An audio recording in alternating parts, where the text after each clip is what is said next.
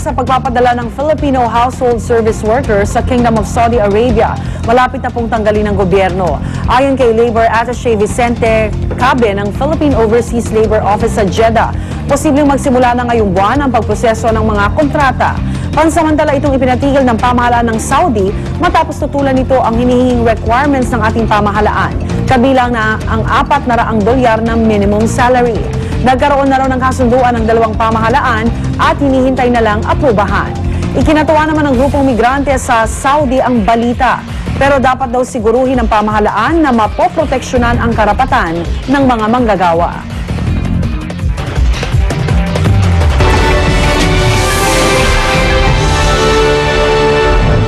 Pagbagsak ng mga bulalakaw sa Texas, America, nakuna ng kamera. Sa kuhang ito mula sa dashboard camera ng isang police car, kitang-kita ang animoy slow motion na pagbagsak ng bilog na ilaw.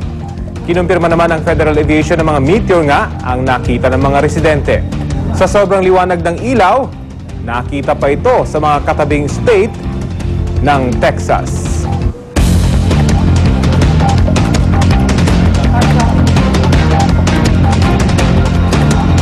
Samantala, daan-daang kilo ng mga umano'y mishandled frozen meat o yung mga karneng hindi umano maayos ang pagkakasalansan, nasabat ang mga otoridad sa isang palengke sa Caloocan. Ang ilan sa mga nagtitinda, napaiyak na lamang habang kinukumpiska ang kanilang mga panindang karne. Narito ang report ni Jay Sabale. 2 buwan pa lamang nagtitinda si Aling Lel, pero di nakaligtas ang kanyang mga paninda sa mga operatiba ng National Meat Inspection Service Task Force Bantay Karne. Mag-aalas 5 ng umaga sa bagong silang Powerline Market Association Phase 1. Ganun naman lahat, ang hanap buhay dito ng mga frozen. Nasa may freezer kami dyan sa tapat. Nilalagay naman namin sa freezer pagkatapos. Ang mag-asawang kompwesto, nakumpiskahan din ng kanilang paninda kahit na sinubukan pa nilang makiusap. Wala naman ko sinunda talaga eh. Sila yata, pero ito sarado to. Kaya kailangan, nagbigay man lang na signal na ganito, bawal yan, di pwedeng itinda yan, mali ang mga proseso dyan sa pag-display yan. Ang asawa ni Mang Andy na si Aling Virgie, naiyak na lamang habang nililimas ang kanilang paninda dahil nawala ng parang bula ang kanilang puhunang 20,000 pesos. Ito lang nag-aangungan lang kami ng paninda namin para mabuhay kami. May pinag-agastusan din kami. Tapos ganito lang mangyayari. Di napigilan ng mga luha ni Aling Virgie ang pagkumpiska ng NMIS. Kung sila po ay wala nung nag-issue ng permit na final warning dito, ay pagpasensyahan po nila. Pero ang batas po dapat ating i-apply ng pantay-pantay dahil itong mga nauna, kinumpiskahan din natin, so lahat kukuhanin natin yan. Nasa 475 kilos ng mishandled frozen meat at hot meat ang nakumpiska ng NMIS na tinatayang nagkakahalaga ng 60,000 pesos. May paglabag po sa provision ng DA Administrative Order No. 22 Series of 2010 na kung saan nagkakaroon po ng problema sa handling requirement. Nobyembre noong isang taon nang magbigay umano ng warning ang NMIS sa mga tindahan sa naturang palengke na sinundan ng final warning noong Disyembre. Para sa unang balita, Jay Sabale reporting.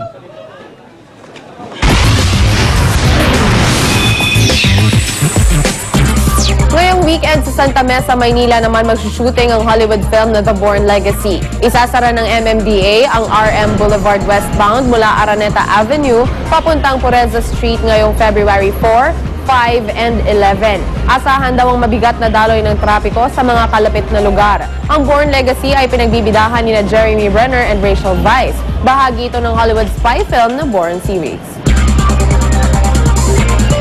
Samantala, official ballots na gagamitin sa 84th Academy Awards ipinadala na sa mga miyembro ng Academy. 5,783 ang kabuuang bilang ng voting members ng Academy of Motion Picture Arts and Sciences. Ginanap ang mailing process sa headquarters ng Academy sa Beverly Hills. Nakasulat sa mga balota ang mga nominado sa 24 na awards categories.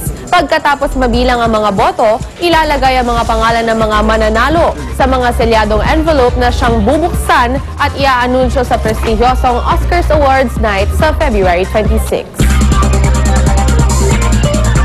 At yan ang hottest showbiz news ko para sa inyo this fun Friday morning. Ako po si Liu ND, your morning kachika. Rhea? Para makatanggap ng mga pinakabagong balita via text, i-type lang ang GMA News Space On at isend sa 4627. Para sa iba pang malalaking balita, mag-log on sa www.gmanews.tv. Bisitahin din po ninyo ang www.gmanetwork.com, ang pinakakomprehensibong media portal sa Pilipinas. At yan ang mga unang balita sa umagang ito. Kasama si P. Arcangel, ako po si Rhea Santos. Kung may balita, i-report sa GMA News, i-text ang scoop space, message space, ang inyong pangalan at address at ipadala sa 4627. Sa pangalan ni Arnold Clavio, ako naman po si Rafi Tima. Ito ang